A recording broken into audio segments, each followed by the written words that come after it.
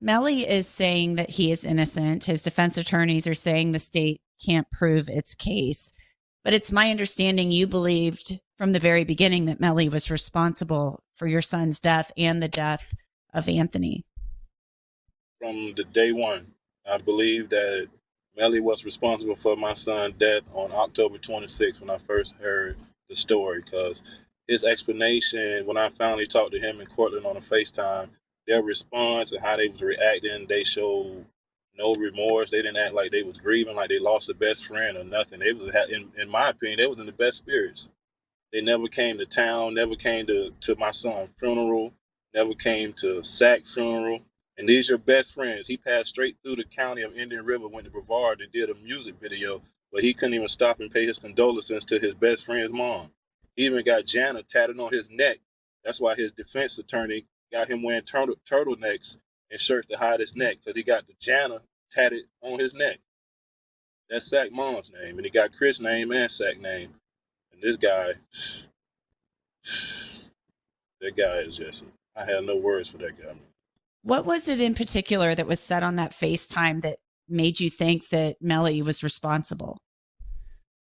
Nothing was said. Actually, it was like the demeanor. It was like the body language, really. Like I was just reading them, and as I'm telling them and asking them questions, I got so emotional, I started crying. They wasn't reacting to, they act like they didn't have take a loss at all. That's how I took it. And then when I was talking to them, I still had in the back of my mind that something's not right. Something's not right. Did they tell you anything about what they claimed happened with the drive-by they claim happened? No, they had absolutely no explanation. Like we had to figure it out, just like the police. Chris, why do you think that this happened? Why do you think, Melly did this? Because, Melly is on trial. The state has to prove it beyond a reasonable doubt that he committed these crimes. But why do you think this happened?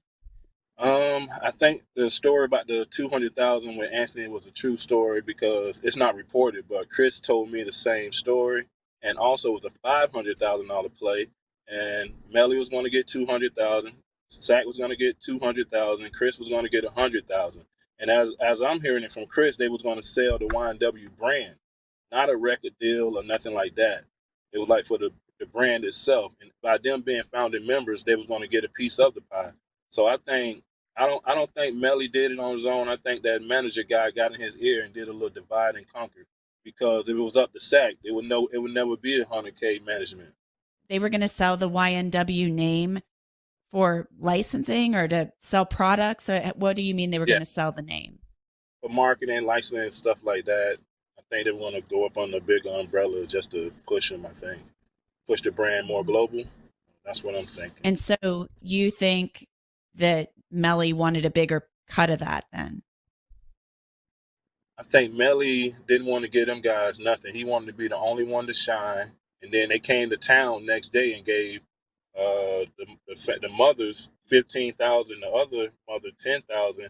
So I thought to myself, if Sack was going to get 200,000, Chris was getting 100,000. If we could pay these people 25,000, keep 275,000, that's how I saw it.